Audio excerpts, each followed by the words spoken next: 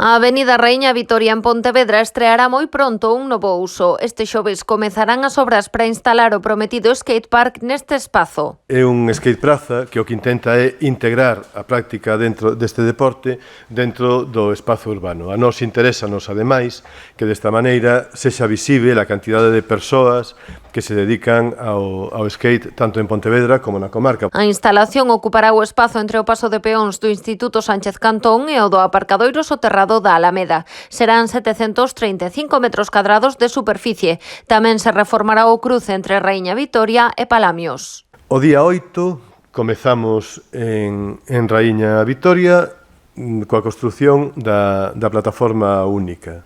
Entre o paso de peóns que está diante do Instituto e a Rúa Palamios en formigón pulido.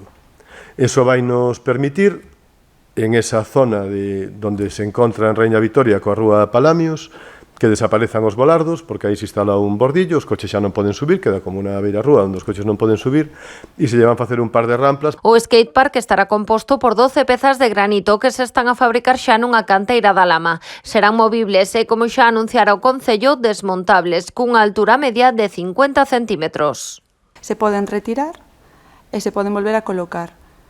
Tanto as súas anclaxes como os pesos está todo estudado para que funcionen ben cando estén colocados, pero que sexa fácil a súa retirada.